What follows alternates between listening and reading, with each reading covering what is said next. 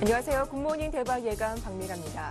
상승세로 출발했던 뉴욕 증시 3대 지수가 하락세로 돌아선 이후 낙폭을 키우며 마감했습니다. 이날 발표된 기업들의 실적은 긍정적이었습니다. 다만 경제 지표가 문제였죠. 소매 판매 지수와 생산자 물가 지수가 마이너스 성장세를 보였다는 점이 시장에 다소 악재로 작용하는 모습이었습니다.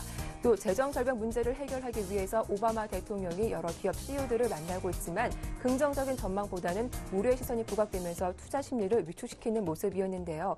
과연 이 소식이 오늘 국내 증시에 어떤 영향을 주게 될지 잠시 후 점검을 해보겠습니다. 먼저 글로벌 증시 마감 상황과 주요 이슈들 살펴보고 돌아오죠. 강동석 아나운서와 함께합니다. 안녕하세요. 강동석입니다. 글로벌 주요 뉴스를 전해드립니다. 먼저 뉴욕부터 가보시죠. 뉴욕 증시가 넉 달 만에 최저 수준으로 하락했습니다. 여전한 미국의 재정절벽 우려와 또 이스라엘 가자 지구 공격으로 금융시장의 불안감도 심화됐습니다. 버락 오바마 대통령은 재선 후 첫 기자회견에서 재정절벽 타개와 세제 개혁을 위해 공화당과 긴밀한 협상할 준비가 돼 있다고 밝혔습니다. 여기에 이스라엘이 가자 지구를 공습해 팔레스타인 무장정파의 수장이 사망했다는 소식이 지정학적 리스크를 자극하면서 뒷심 부족을 초래했습니다. 뿐만 아니라 지난달 미국 소매 판매가 허리케인 샌디 영향 등으로 인해서 넉 달 만에 처음으로 하락 반전했다는 소식도 악재가 됐고, 유로존에서는 영란은행이 영국의 단기 성장 전망을 하향 조정한 것이 부정적으로 작용했습니다. 다우지수가 가장 큰 폭으로 1.45% 내렸고 S&P 500 지수는 1.38%, 나스닥 지수는 1.29% 하락했습니다. 유럽 증시도 하락 마감했습니다. 지표 부진과 유럽 경제에 대한 불안감이 여전했습니다. 유로존의 산업생산 지수가 부진하고 그리스와 포르투갈 등의 마이너스 성장 소식 등이 투자 심리를 악화시켰습니다. 유로존 17개국의 9월 산업생산은 지난해 같은 기간 대비로 2.3% 감소했고 0.9% 늘었던 8월 대비로는 2.5% 감소했습니다. 이는 최근 3년간 가장 큰 폭의 감소입니다. 국가별로는 포르투갈과 아일랜드의 산업생산이 특히 큰 폭으로 감소했고 유로존 최대 경제 규모인 독일도 2.1% 줄었으며 프랑스는 2.7% 감소했습니다. 부채 위기로 구제금융을 받는 그리스는 3분기 국내 총생산이 전년 동기 대비 7.2% 감소해 17개 분기 연속 마이너스 성장세입니다. 영국은 1.11%, 프랑스는 0.89%, 독일은 0.94% 하락했습니다. 버락 오바마 대통령이 재정절벽을 해결하기 위해서 준비가 돼 있으며 세수 증대 방안에 대해서도 열린 생각을 가지고 있다고 밝혔습니다. 그러나 부자 증세는 반드시 관철시키겠다는 뜻을 재확인했습니다. 오바마 대통령은 재선 후 가진 첫 기자회견에서 우리는 일자리와 세금, 재정적자와 관련해 연말을 시한으로 중대한 결정을 내려야 한다며 재정절벽을 피하기 위해 연말까지 공화당 지도자들과 만나 어떤 빅딜이나 포괄적인 합의를 이끌어낼 것을 기대하고 있다고 밝혔습니다. 오바마 대통령은 조시 W 부시 전 대통령 때 통과된 감세안 가운데 부부 합산 연간 소득 25만 달러 이상인 가구에 대해 세금 인상이 필요하다고 말했습니다. 그는 세금 문제는 해결할 수 있으며 세수 증대를 위한 아이디어에 개방적인 태도를 갖고 있다고 강조한 뒤 어떤 아이디어든 중산층을 보호하면서 재정 적자를 줄이는 것이어야 한다고 덧붙였습니다. 오바마 대통령은 오는 16일 공화당 존 베이너 하원 의장 등 의회 지도부들을 백악관으로 초청해 재정 지출 삭감과 세제 개혁에 대한 첫 협상을 시작할 예정입니다. 미국의 10월 소매 판매가 4개월 만에 처음으로 감소세 나타냈습니다. 이는 초대형 허리케인 샌디에 따른 경제적 충격으로 분석되고 있습니다. 미 상무부는 10월 소매 판매 지수가 전달 대비 0.3% 감소했다고 밝혔습니다. 이는 블룸버그 시장 전문가 예상치인 0.2% 감소보다 조금 더 큰 감소폭입니다. 이처럼 소매 판매가 감소한 원인은 허리케인 샌디의 피해에 따른 것으로 아직 총 피해 규모가 확실해진 것은 아니나 지수 산출에는 영향을 미친 것으로 보여집니다. 한편 이날 발표된 미국의 10월 생산자 물가 지수도 예상을 깨고 5개월 만에 하락세였습니다.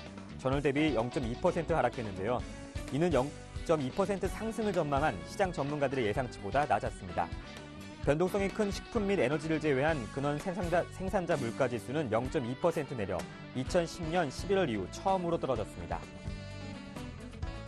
미 연준이 내년부터 3차 양적 완화를 위해 규모를 늘리는 방안을 고려 중인 것으로 나타났습니다. 연방준비제도 공개시장위원회 정책위원들 가운데 일부가 연말 오퍼레이션 트위스트 종료 이후 3차 양적 완화를 확대하는 방안에 지지 의사를 보였습니다. 또 금리 인상 시기와 실업률, 인플레이션 등 구체적인 경제 지표를 연동하는 방안을 채택하는 것도 더 구체화된 것으로 알려졌습니다. 연준이 공개한 지난달 23일부터 24일 FOMC 회의록 이사록에 따르면 일부 참석자들은 보유채권 만기를 장기화하는 트위스트가 끝난 뒤인 내년에 자산 매입을 추가로 늘리는 것이 적절하다고 지적했습니다. 이처럼 양적 완화 규모 확대를 지지하는 위원들은 그동안 3차 양적 완화가 미국의 금융시장 상황을 완화시키고 주택시장 회복을 도왔다고 판단했습니다. 그러나 고용시장 상황을 더 개선시킬 필요가 있다는 점에서 매달 자산 매입 규모를 더 늘리거나 국채 등도 추가로 매입하는 방안을 지지한 것으로 풀이됩니다. 하지만 몇몇 위원들은 QE3 실효성에 대해 의문을 표시하면서 이로 인해 출구 전략이 더욱 어려질 수 있다고 지적했습니다. 지금까지 글로벌 주요 뉴스였습니다.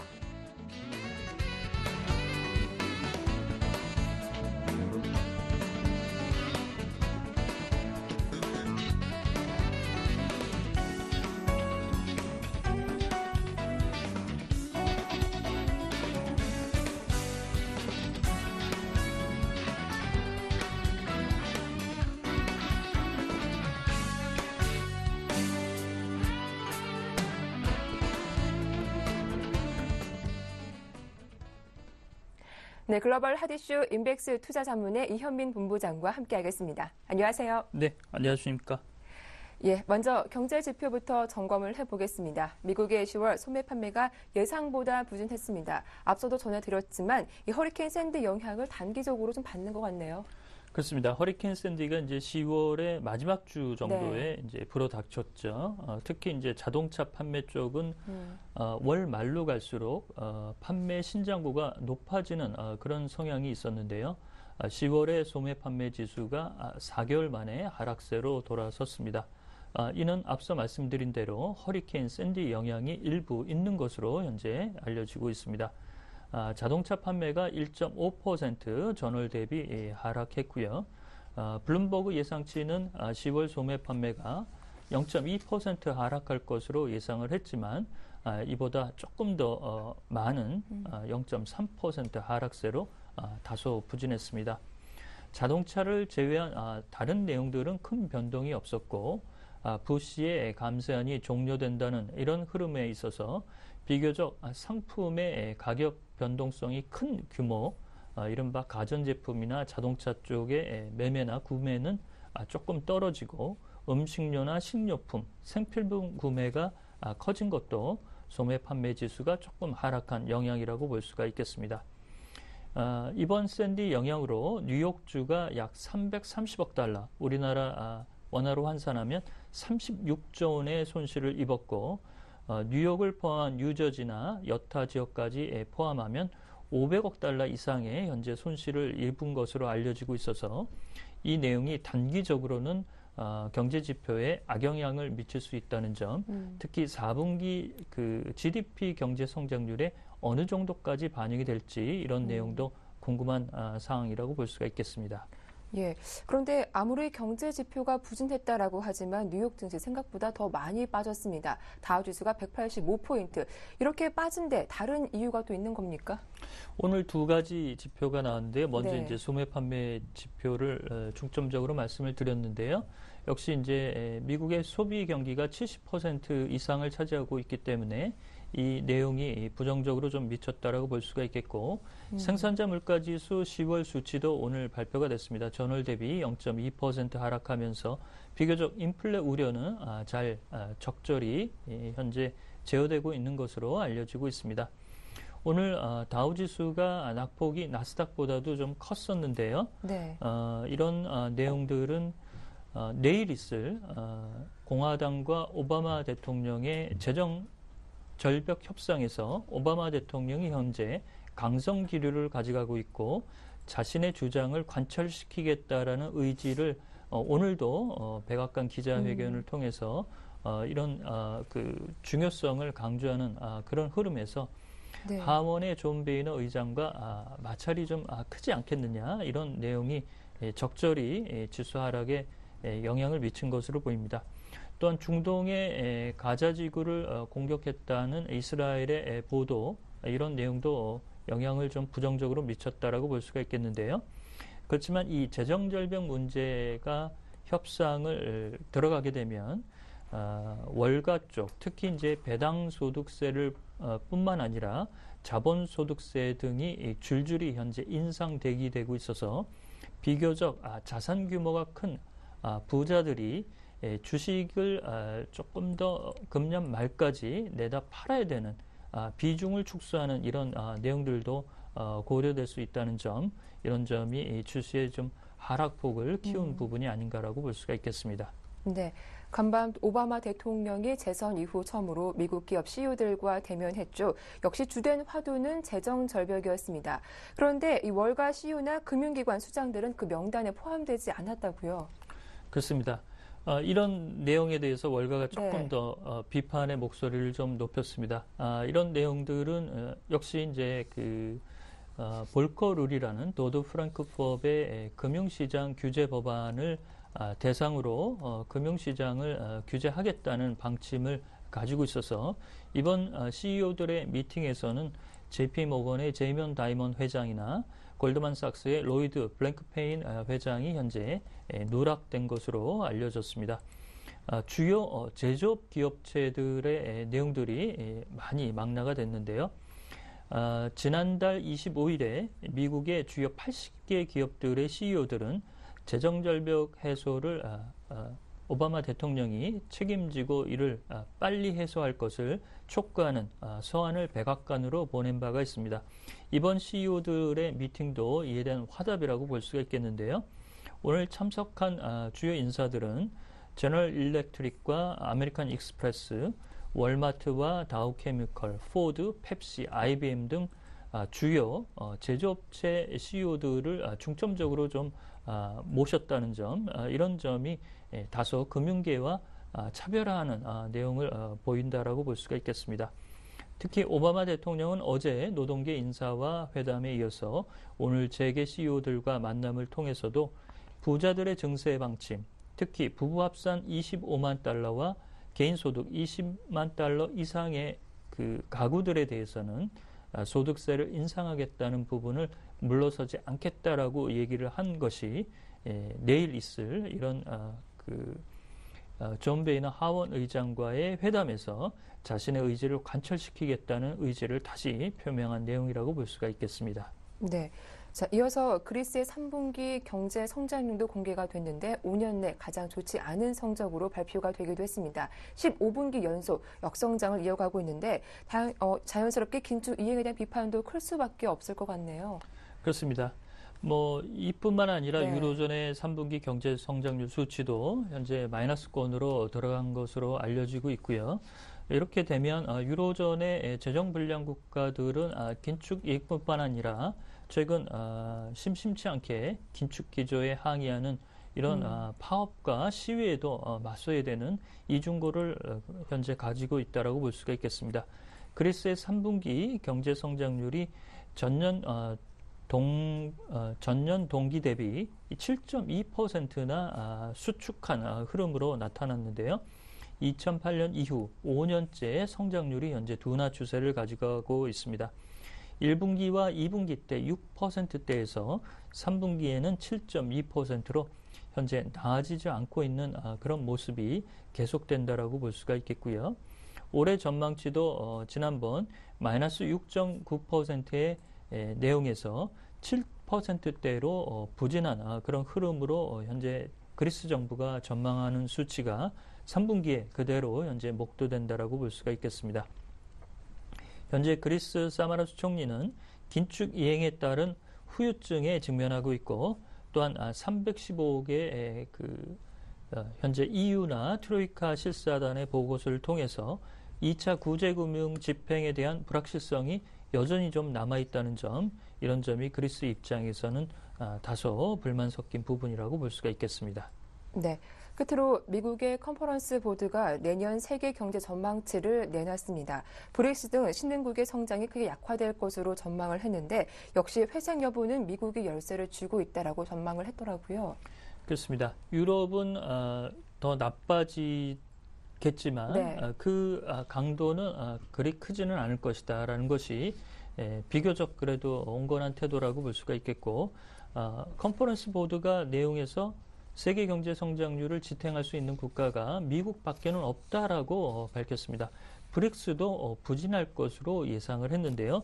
특히 내년도 중국의 경제 성장률 수치를 7% 이하인 6.9%로 전망을 했습니다.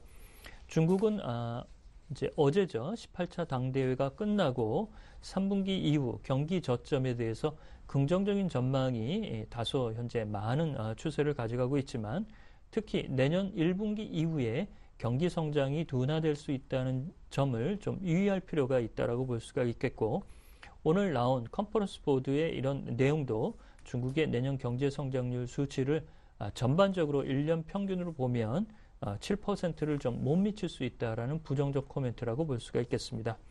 또한 인도와 브라질, 러시아 등도 장기적으로는 성장 둔화가 커질 것으로 예상을 했고요. 여기 이제 한국도 포함이 되고 있습니다.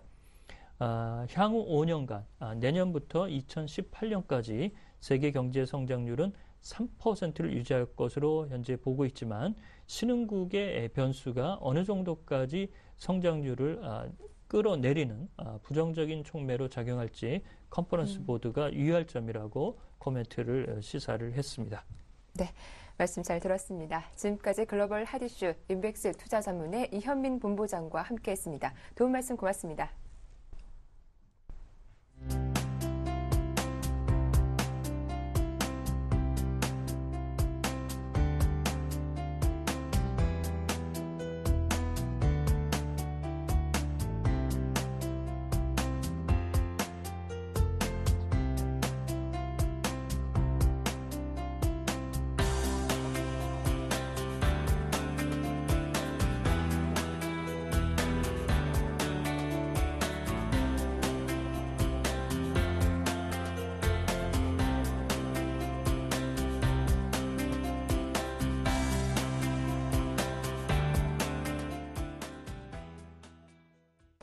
네, 어제 국내 증시 마감 상황과 주요 이슈들 점검해보겠습니다. 오늘 순서는 와이즌베스트 심기환 대표와 함께합니다. 안녕하세요. 안녕하십니까.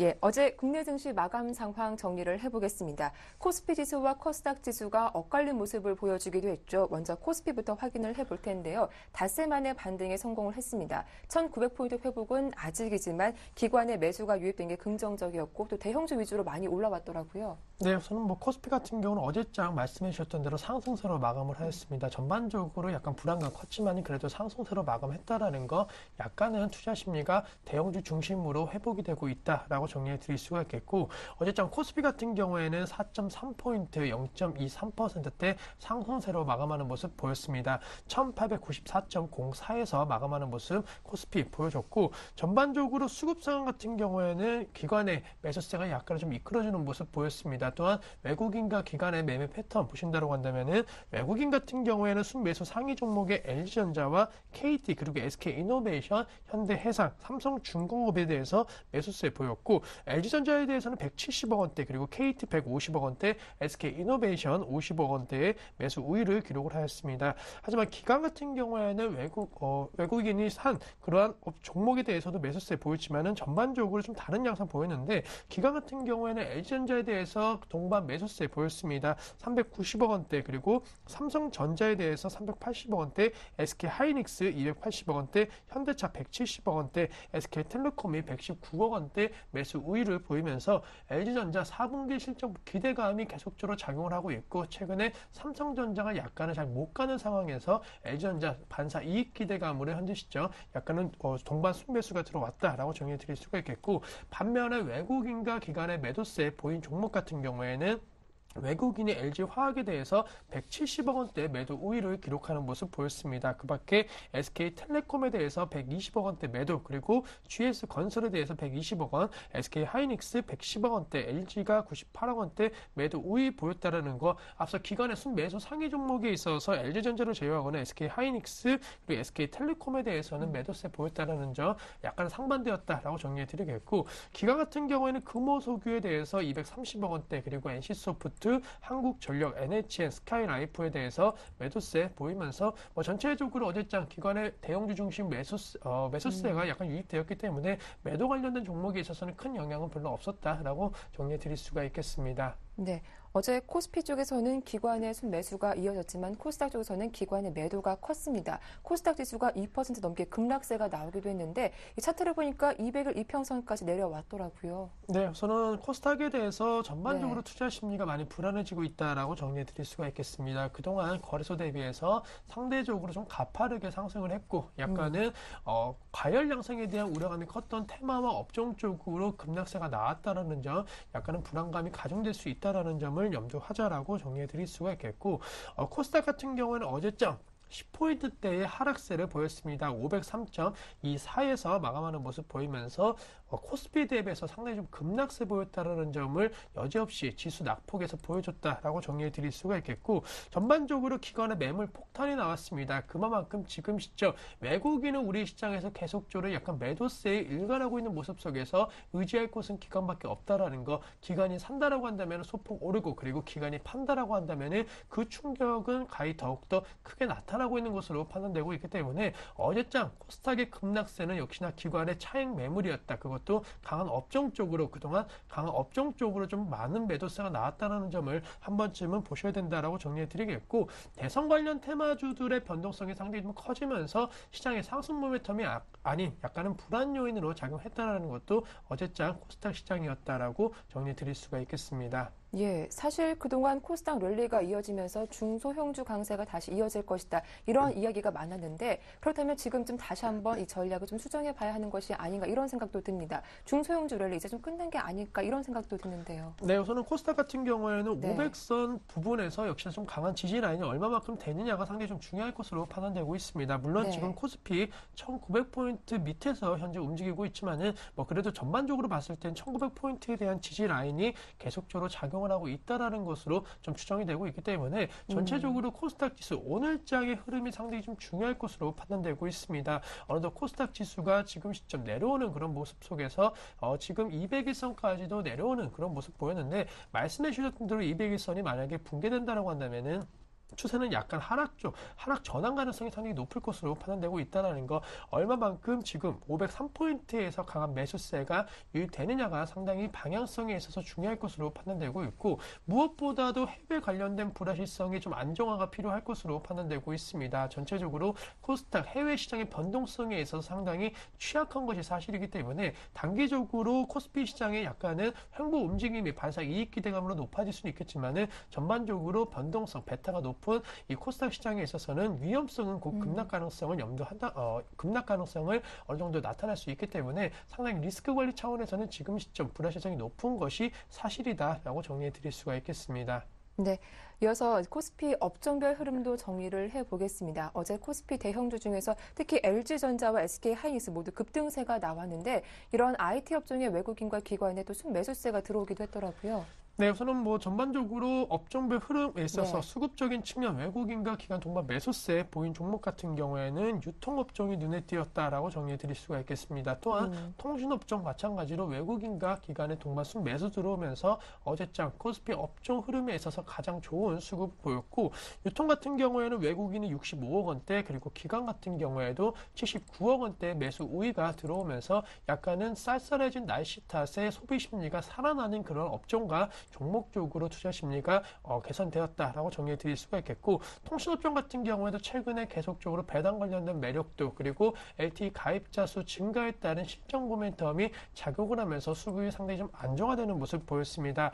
반면에 그동안 좀 강했던 섬유의복 같은 경우는 외국인이 45억 원대 차익 매물을 내놓는 모습 보였고, 종이목재 같은 경우에도 동반 매도세 보였다라는 거, 그리고 기계업종에 대해서도 외국인과 기관의 매도세, 건설업종에 대해서도 외국인과 기관의 동반 매도세 나왔다라는 거, 섬유의복 업종 같은 경우는 약간 차익 매물이었고, 나머지 업종 같은 경우에는 경기 민감 업종 쪽으로 계속적으로 외국인과 기관의 수급에 안 좋은 영향을 계속적으로 받고 있다라고 정리해 드릴 수가 있겠습니다. 네, 어제 종목별로 본다면 LG U+가 3%대 상승세가 나오기도 했는데 특징주 어떤 종목들이 있었습니까? 네, 말씀해 주셨던 LG U+ 좀 언급해드린다고 한다면 네. 어제장 3% 넘는 상승 랠리가 이어졌습니다. 주가 6,500원대에서 계속적으로 시장 대비해서 강세 흐름 보이고 있고, 또 같은 통신 업종 내 종목 대비해서도 강한 흐름 보이고 있는데, 역시나 LTE 관련된 가입자 수 증가율이 가장 빠르게 현재 진행이 되고 있고 만족도도 상당히 높아지고 있는 것이 사실입니다. 있습니다. 따라서 그러한 부분에 있어서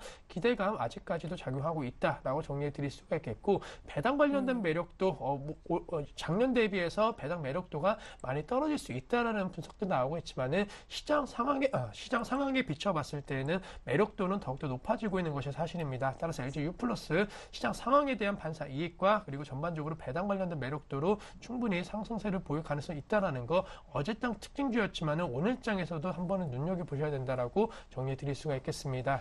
예, 또 어제 시장에서 급락이 나왔던 종목 중에 NHN도 빼놓을 수 없을 것 같습니다. NHN 어제 장중에 7% 넘게 급락세가 나오다가 종가상으로는 6% 가까이도 하락세가 나오게 됐는데, 이렇게 급락세가 나온 원인부터 한번 짚어봐 주시죠. 네, 우선 NHN 같은 경우에는 포털주에 대한 지금 시점 약간의 성장성에 대한 우려감이 나오고 있다라고 정리해 드릴 수가 있겠습니다. 최근에 뭐 여러 가지 메신저라든가 이런 관련된 부분에 있어서 성장성에 대한 기대감 나타났지만은 포털 관련주들의 지금 시점 장기적인 성장성에 있어서는 약간의 훼손 우려감이 있다라는 것, 그리고 그동안 뭐 네이버를 비롯한 다음이라든가 여러 가지 포털 사이트에 대한 규제 리스크가 현재 진행이 되고 있습니다. 또한 내년도에는 뭐 선거라든가 대형 이벤트, 스포츠 이벤트가 없다라는 측면에 있어서 2012년도가 아닌 2013년도에 대한 불확실성이 높아지고 있다라는 거, 크게 지금 모멘텀이 찾을 것이 없다라는 것이 NHN과 다음에 약간 하락폭의 주요 원인이 되고 있는 것이 사실이기 때문에, 우선은 포털 관련된 부분에 있어서 성장성에 대한 부분에 대한 우려감이 커진다라고 한다면은 주가 역시나 약간 하락 쪽으로 무게를 잡을 가능성 있을 것으로 판단되고 있고, 약간은 어제장에 상당히 좀 큰 폭의 음봉 형태가 띄면서 추세가 약간 좀 깨지는 모습 보였습니다. 하지만은 전반적으로 23만 원대에 대한 지지 라인 확보 가능성이 있는 만큼 우선은 23만 원대 얼마만큼 지지되는지를 확인하신 이후에 대응 전략 짜시는 거 필요하지 않을까라고 정리해 드릴 수가 있겠습니다. 네, 이어서 코스닥 업종별 흐름도 정리를 해보겠습니다. 어느 업종에서 부진했는지 살펴보도록 할 텐데요. 먼저 엔터주 급락세를 빼놓을 수 없을 것 같네요. 네, 코스닥 같은 경우에는 두 업종을 제외하고 사실 나머지 업종 급락세 보였다라고 정리해 드릴 수가 있겠습니다. 먼저 기타 제조와 화학 업종만이 상승 랠리를 이어갔고, 기타 제조가 조금은 큰 폭의 상승세 보였지만 화학 업종 같은 경우에는 강보합권에서 움직였다라고 정리해 드릴 수가 있겠습니다. 또한 말씀해 주셨던 대로 엔터주들 그리고 게임주들의 급락세가 나왔는데, 죄송합니다. 차익 매물이 계속적으로 좀 강하게 나타나고 있는 것으로 판단되고 있습니다. 아무래도 그동안 강했기 때문에 상대적으로 약세 흐름 보였고, 또 기대감이 약간은 좀 못 미쳤다라고 정리해 드릴 수가 있겠고, 문제는 SM의 실적이 어느 정도 예상치보다는 조금 하회하는 모습으로 마감했다라는 것이 상당히 부담감으로 작용했다라고 정리해 드릴 수가 있겠습니다. SM 어제자 하한가를 기록하는 모습 보였는데, 사실 실적 발표 이후에 약간은 기대감이 있었습니다. 하지만은 그러한 기대감이 주가 상승률에는 못 미쳤다라는 분석들이 나오면서 급락세 보였다라는 거, 약간은 SM의 하한가가 전반적으로 엔터주들에 대해서 악영향을 미쳤고, 엔터주들이 약한 흐름 보이니까 역시나 그동안 동반적으로 강세 흐름 보였던, 그리고 기대감이 높았던 게임 업종까지도 급락세가 나왔다라는 측면에 있어서 전반적으로 그동안 강했던 업종 쪽으로 만약에 차익 매물이 지속된다라고 한다면은 코스닥 지수의 하락폭은 더욱더 커질 가능성이 있을 것으로 판단되고 있습니다. 따라서 전반적으로 엔터와 게임 그리고 카지노 관련주들이 얼마만큼 오늘장 버텨주느냐가 코스닥의 반등이냐 아니면은 다시 한번 반락이냐가 결정될 가능성이 있을 것으로 판단되고 있다는 거, 시총 상위 종목군들의 움직임이 아닌 그동안 강했던 업종과 테마 쪽으로 움직임이 어떻게 되는지 체크를 하셔야 된다라고 정리해 드릴 수가 있겠습니다. 네, 이어서 간밤 뉴욕 증시 또다시 또 급락세가 나오면서 3대 지수가 모두 하락세로 마감을 했는데, 오늘 국내 증시 어떤 흐름 보일지도 궁금합니다. 오늘의 한 줄 전략 부탁드릴게요. 네, 저는 뭐 전체적으로 투자 심리 불안에 따른 우려감 존재한다라고 정리해 드릴 수가 있겠고, 그에 따른 투자 전략 약간은 쉬는 전략도 필요할 것으로 판단되고 있습니다. 하지만 투자를 하신다라고 한다면은 보험이라든가 통신 쪽으로 약간은 시장 상황과 함께 장 초반 급락 나올 때 매수하시는 전략이 필요할 수 있을 것으로 판단되고 있기 때문에, 전반적으로 장 초반에 급락세가 크게 나온다라고 한다면 단기적으로 하락폭을 좀 만회할 가능성이 있다라는 점을 염두를 하시면서 저점 매수 기회로 활용하시는 것이 필요할 것으로 판단되고 있고, 코스닥 같은 경우에는 500선 붕괴 이후에는 급락 가능성 분명히 있다라는 점을 염두를 하셔야 된다라는 거, 단기적으로 좀 트레이딩 관점 전략만 오늘 장에 좀 유효하지 않을까라고 정리해 드릴 수가 있겠습니다. 예, 단기적인 트레이딩 전략만 유효하겠다라는 말씀 잘 들었습니다. 지금까지 와이즈인베스트 심기환 대표와 함께했습니다. 도움 말씀 고맙습니다.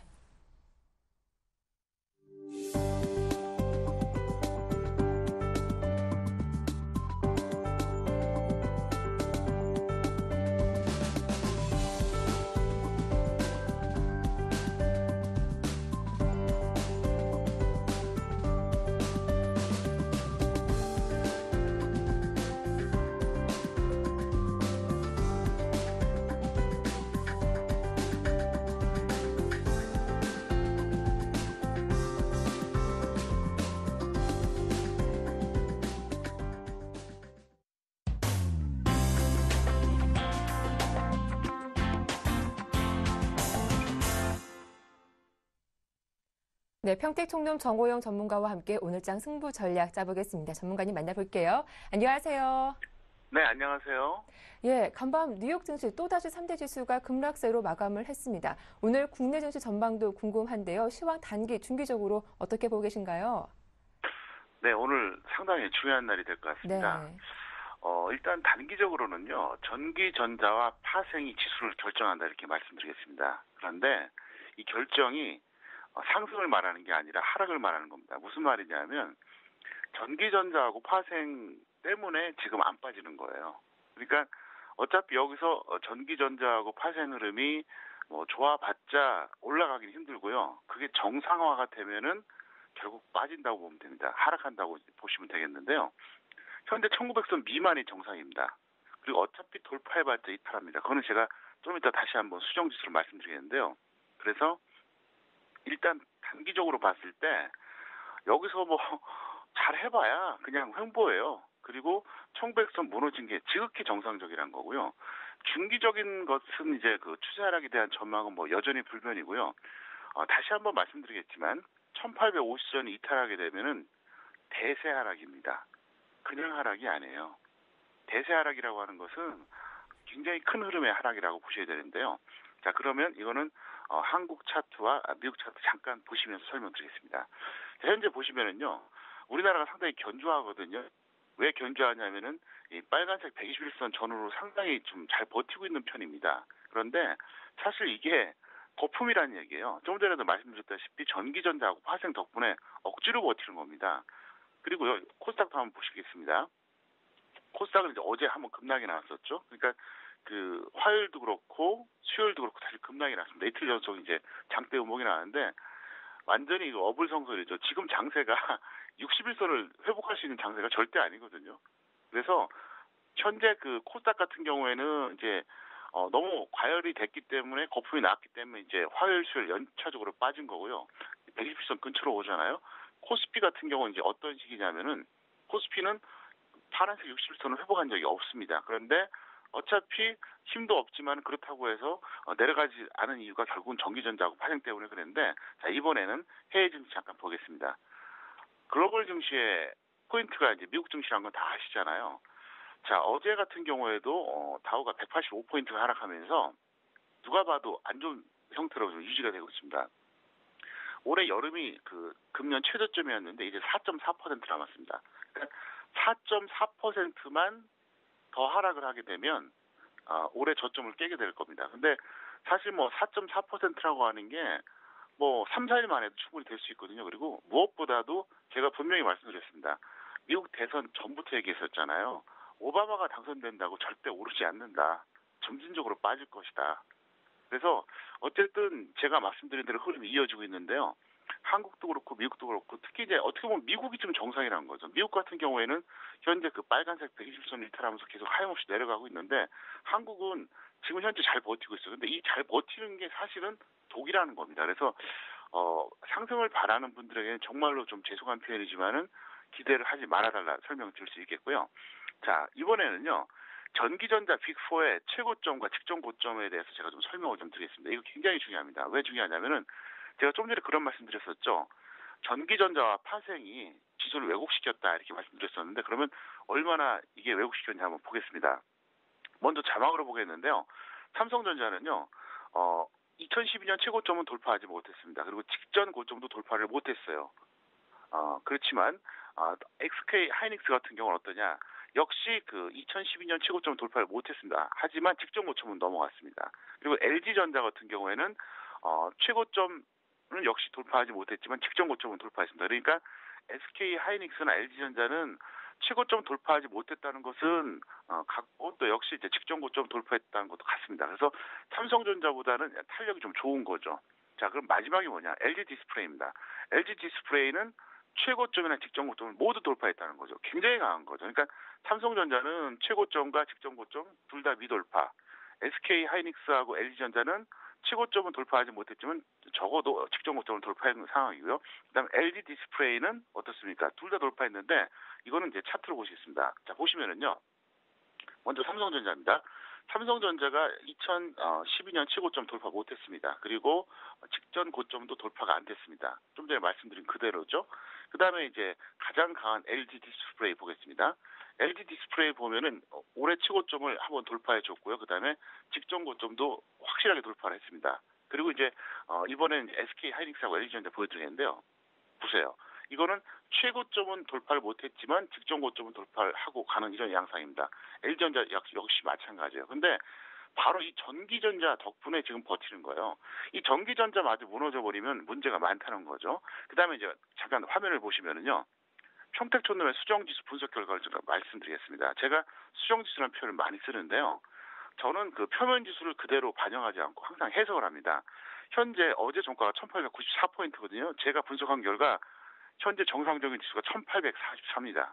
그래서 여기서 1844가 된다고 해서 전혀 이상할 게 없다는 거죠. 그래서 이유는 뭐냐? 전기전자의 거푸가 파생 영향입니다. 아마 잘 아실 겁니다. 현재 환율이 최악이라는 거 아실 겁니다. 그리고 수출 단가가 다 떨어지거든요. 모든 제조업이 다 똑같아요. 자, 그러면 보세요.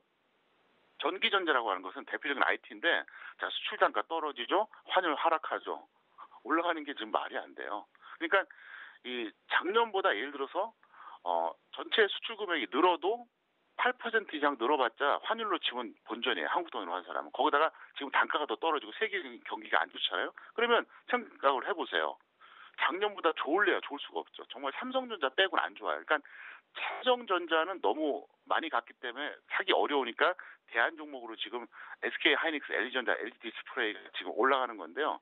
우리가 쉽게 경제 논리로 본다고 하더라도 이게 말이 안 된다는 거죠. 그래서 어쨌든 이거는 지속되기가 어렵다고 보겠고요. 그다음에 제가 생각할 때는 지금 오늘 미국 시장도 하락해서 여러분들은 두려우시겠지만 아마도 빠르면 오늘 늦어도 내일 정도 하면 큰 하락이 한번 나오지 않을까 저는 이렇게 보고 있습니다.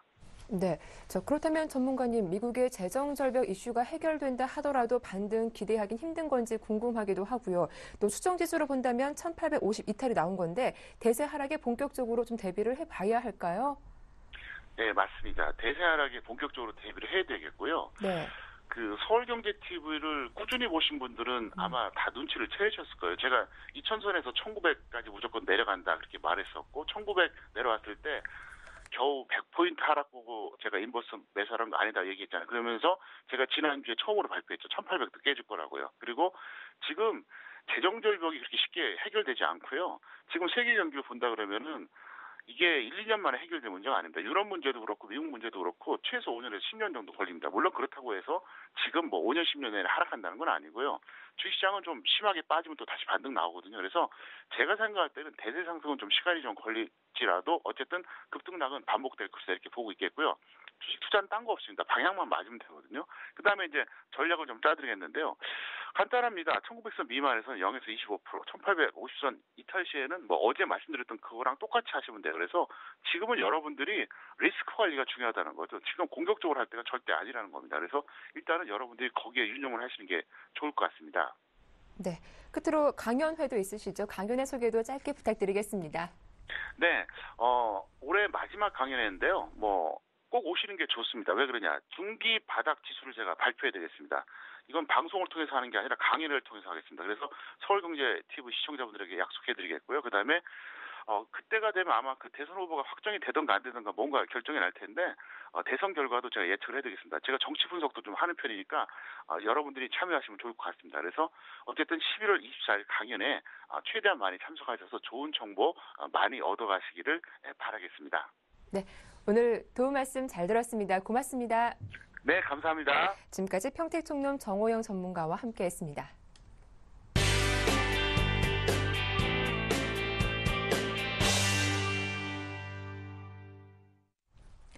네, 이슈 오늘 순서는 서울경제신문 이혜진 기자와 함께하겠습니다. 안녕하세요. 예, 안녕하세요. 네, 10월 취업자 수 증가세가 다시 30만 명 선으로 떨어졌습니다. 지난 9월엔 10년 6개월 만에 최대치를 기록하기도 했었는데 자세한 내용 살펴봐 주시죠. 예, 취업자 증가 규모가 한 달 만에 30만 명대로 떨어졌습니다. 통계청은 10월 취업자 수가 2,507만 명으로 집계됐다며 지난해 같은 달보다 39만 6천 명 늘었다고 밝혔습니다. 취업자 증가폭은 8월에 36만 명을 기록했다가 9월에는 68만 5천 명으로 급증하며 10년 만에 최대폭을 기록하기도 했는데요. 10월 들어서 다시 30만 명대로 내려섰습니다. 연령대별로 보면 50대와 60대 이상 취업자가 늘어난 반면 20대 취업자는 6개월째 감소했습니다. 산업별로는 제조업이 4개월째 늘었고요. 숙박, 음식업, 전문 과학 기술 서비스업 등이 많이 늘었고 공공행정, 국방, 사회보장행정 등은 감소했습니다. 전체 실업률은 2.8%로 지난해 대비 0.1%포인트 하락했지만 청년 실업률은 6.9%로 0.2%포인트 올랐습니다. 네. 김중수 한국은행 총재가 한국 경제에 대한 전망을 내놓았는데 언제쯤 성장률이 회복될 것으로 예측했습니까? 예, 김중수 한국은행 총재는 내년 하반기부터 한국 경제 성장률이 회복세를 보일 것이라는 전망을 내놨습니다.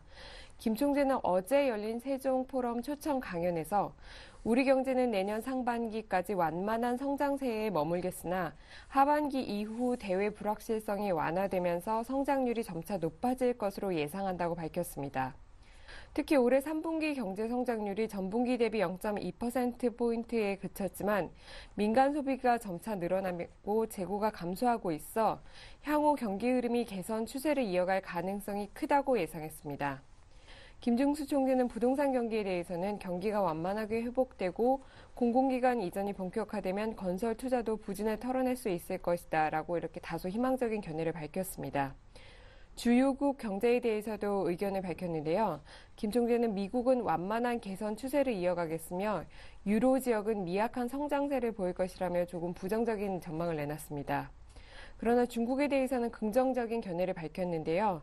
중국은 새 지도부 출범에 따른 정치 안정과 경기 부양책의 본격 시행 등에 힘입어서 내년엔 8%대의 고성장세를 다시 회복할 가능성이 크다고 덧붙였습니다. 네. 우리나라의 첫 우주 발사체 나로호, 지난달 부품 결함 문제가 발견돼 발사가 중단되기도 했는데요. 부품이 이번 주말에는 도착한다는 소식입니다. 그럼 발사가 언제쯤 가능하게 되는 겁니까? 예, 나로호 3차 발사에 필요한 부품이 17일께 도착할 것으로 예상됩니다. 교육과학기술부와 항공우주연구원에 따르면 지난달 26일 첫 발사 시도에서 문제가 발견된 부품의 새 제품이 예정대로 이번 주말에 오면 이번 달 내 나로호 발사가 가능할 것으로 보입니다. 발사 시기는 이달 말이 될 전망입니다. 당초 발사 예정 시기는 9일에서 24일로 정했는데요. 부품 테스트를 위한 충분한 시간을 확보하기 위해서 발사 예정 시기를 23일에서 30일로 연기해서 국제기구에 통보할 방침입니다. 항공우주연구원 관계자는 새로 교체한 부품에 대해서 테스트를 까다롭게 진행할 계획이라면서 문제 없이 발사에 성공하는 것이 더 중요하다면서 발사 기간까지 충분한 시간을 갖겠다고 밝혔습니다. 다만 만약 이달 말로 발사가 늦춰진다고 해도 날씨는 큰 지장이 없다는 게 당국의 설명인데요. 기온이 영하 10도에서 영상 35도 사이라면 발사가 문제가 없는데 남쪽에 위치한 고흥 나로 우주센터는 의 경우에는 12월 초까지 온도가 영하까지 쉽게 떨어지지 않는다고 합니다. 네, 다음 소식입니다. 문재인 민주통합당 후보와 안철수 무소속 후보가 단일화 협상을 당분간 중단한다고 밝혔습니다. 역시 쉽지 않은 과정인 것 같은데요. 관련 내용 자세하게 살펴봐 주시죠. 예, 어제 안철수 무소속 대선 후보 측에서 단일화 협상 잠정 중단을 선언했습니다. 안 후보 측 유민영 대변인은 어제 브리핑에서 단일화 룰 협상을 중단한다고 밝히면서 그 이유로 문 후보 측 태도를 꼽았습니다. 안 후보 측 캠프 인사들은 의 주장에 따르면은요, 문 후보 측 관계자가 안철수 후보가 조만간 문재인 후보한테 대통령 후보 자격을 조만간 양보할 것이다라는 루머를 언론에 흘리고 있다면서 격앙된 분위기입니다. 그동안 민주당 측의 언론 플레이를 문제 삼고 문 후보 측에 최대한 빠른 조치를 요구했음에도 문 후보 측이 책임 있는 자세를 보이지 않고 있다는 게 안 후보 측의 주장입니다. 그런데 이거는 좀 다소 표면적인 이유고요. 근본적으로는 단일화 협상의 좀 기세 싸움으로 보입니다. 특히 최근에는 여론조사에서 문 후보 측이 상승세를 타면서 안 후보 측이 위기감을 느끼고 있는 것으로 보입니다. 또 조직상의 열세에 있는 안 후보 측이 조직 동원에 있어서도 초기 단속을 해야겠다는 생각에서 이같이 초강수를 둔 것으로 보입니다. 또 시간이 지체될수록 여론조사 방식을 선호하는 안 후보 측에 유리하다는 점도 작용한 것으로 풀이됩니다. 이번 잠정 중단 선언에 있어서. 네. 이 선거 후보 등록 시점이 얼마 안 남아서 일정이 상당히 촉박한데요. 이러다가 단일화가 안 되는 게 아닌가 이런 우려도 나오고 있어요. 예, 대통령 후보 단일화가 쉽지 않을 것이라고는 다들 예상했는데 또 이렇게 빨리 파행이 올 줄 몰랐다는 그런 반응들입니다.